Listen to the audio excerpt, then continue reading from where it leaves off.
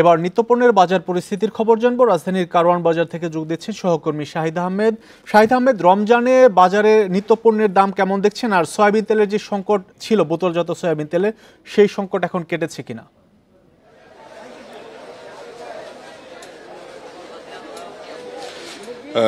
মাহমুদ শরীফ, আসলে এবার রমজানে বাজারের চিত্রটা একটু ভিন্ন।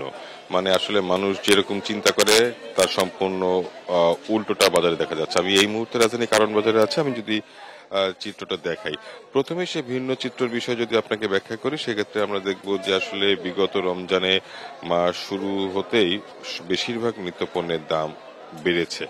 এবারও কিন্তু মানুষ মনে করছে বাড়বে, কিন্তু এবারে চিত্রটা হচ্ছে সেই রমজানে যে বিশেষ বিশেষ পণ্যগুলো, সেই পণ্যগুলোর দাম বাড়ে নাই, বরং ক্ষেত্র বিশেষে দাম কমেছে। আমি যদি আপনাকে আরো সুনির্দিষ্ট করে বলি, গত বছর কিন্তু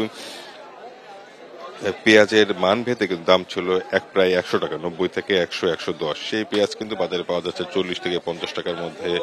আলুর কেজিও 20 টাকার মধ্যে বিক্রি হচ্ছে। সাথে অন্যান্য যে সালাতের উপকরণ, অর্থাৎ শসা, টমেটো, গাজর, এগুলো কিন্তু আপনার 30 থেকে 40 টাকা, 20, 30, 40 টাকার মধ্যে পাওয়া যাচ্ছে। অর্থাৎ এখানে যারা ক্রেতা আছে তারা যেটা বলছে, আসলে অন্যান্য বছরে এই উপকরণগুলোরই দ্বিগুণ দাম হয়, কিন্তু এবারে সে দামটা অনেক বেশি নাগালে আছে। পাশাপাশি যদি চিনির বিষয়টা বলা হয়, রোজার অন্যতম একটা উপকরণ, সেটাও কিন্তু 120 থেকে 125 টাকার মধ্যে রয়েছে। ডিমের ডজনও 120 টাকার মধ্যে রয়েছে।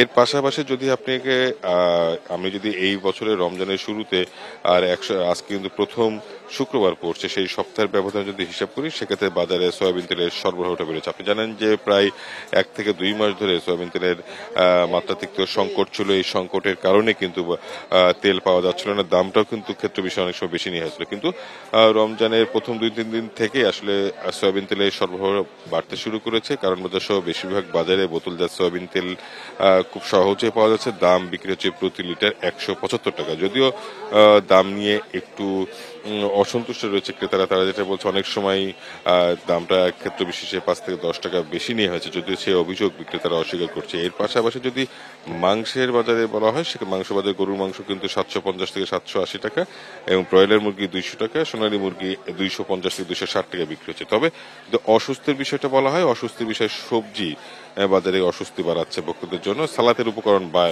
বাইরে যে সবজিগুলো আছে, করলা 100 থেকে 100 টাকা, 120 টাকা বিক্রি হচ্ছে। বেগুনের প্রতি কেজি 100 থেকে 120 টাকা বিক্রি হচ্ছে, এবং শিম বিক্রি হচ্ছে 70 থেকে 80 টাকা কেজিতে। এবং পটলের কেজিও কিন্তু 100 টাকার উপরে বিক্রি হচ্ছে।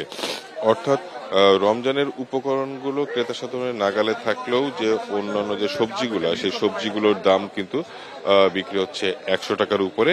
এই সবজির বাজারে নিয়ন্ত্রণের জন্য তদারকির তাগিদ দিয়েছেন যারা ভোক্তা সাধারণ। যদি এক কথা আপনাকে বলা হয়, বাজারে সয়াবিন তেলের সংকট বেড়েছে। বেশিরভাগ রমজানের নিত্যপণ্যের দাম নাগালে থাকলেও সবজির দামটা চড়া। মূলত এই ছিল রাজধানী বাজার। রমজানের নিত্যপণ্যের বাজার পরিস্থিতির খবর রাজধানীর কারওয়ান বাজার থেকে জানাচ্ছিলেন সহকর্মী শাহিদ আহমেদ।